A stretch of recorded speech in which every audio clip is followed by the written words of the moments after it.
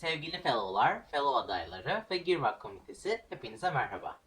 Bugün zamanın lineer ilerleyişi ve benim sirküler gelişimim nasıl çakışmaya devam ediyor ve bu çakışmanın sorumlusu kim, size onlardan bahsediyor olacağım. Varlığımdan haberdar olduğumda edindiğim ilk hobim resim çizmekti.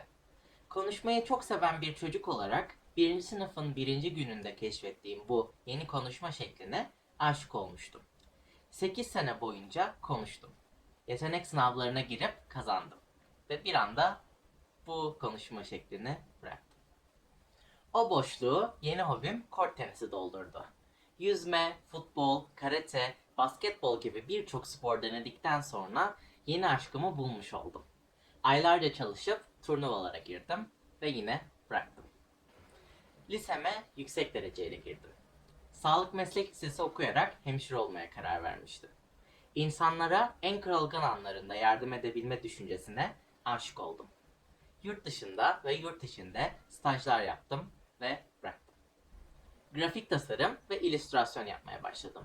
Yeni bir nefesle daha çok mesaj veren, daha çok şey anlatabilen bir sanatı keşfederek aşık oldum.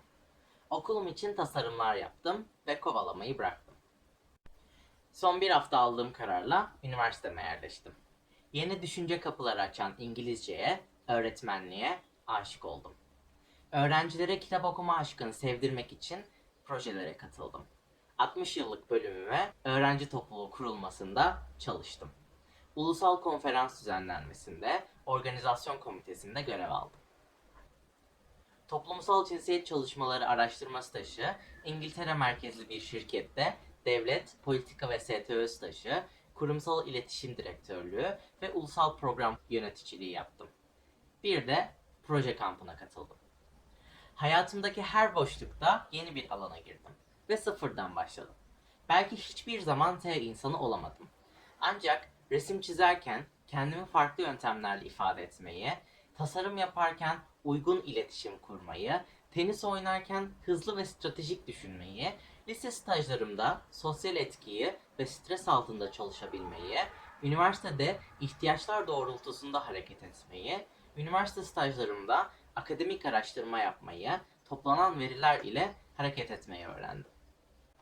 Şimdi çevre ve doğa bilinci ve atık yönetimi ile ilgili iki projede aktif yazarlık yapıyorum. Girişimciliği öğretmek için de bir oyun yazıyorum.